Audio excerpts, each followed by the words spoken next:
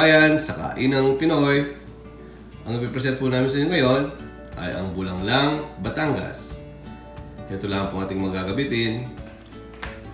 Gagamit po tayo ng sitaw or yung string beans.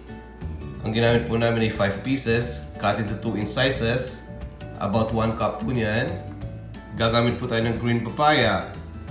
About 1 cup po, cut into strips. Ito po, gagamitin po tayo ng 1 dozen of small okras. Bulay, about 1 cup po nito. Gagamitin po tayo ng kalabasa. Cubed, more than 1 cup po niyan. Meron din po tayo malunggay or yung moringa leaves. More than 1 cup din po niyan. 2 pieces medium-sized tomatoes, chopped. 4 cloves of garlic, yung dinigdig po.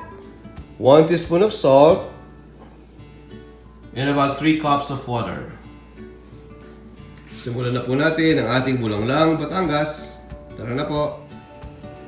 Unang step po, pakukulan po natin yung 3 cups of water. Pakukuloyin natin tubig. Ilagay na po natin ngayon yung kamatis. Yung ating bawang. Yan. Pakuluan lang po natin ito ng 2 minutes. Make sure po nasa mahinang apoy na po itong ating kalan ngayon. Yun, tapos na po yung first 2 minutes. Ilagay na po natin ngayon yung ating kalabasa. Yan. Haluin na po natin ng konti. And we'll wait for another 2 minutes. Another 2 minutes na naman po. Ilagay naman po natin ngayon yung sitaw. Yung green papaya.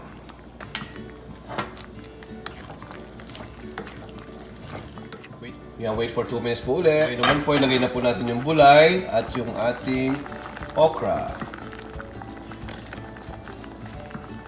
Ilagay na rin po natin yung 1 teaspoon of salt. Haluin po natin. And we'll wait for another 2 minutes. Pagkahalo.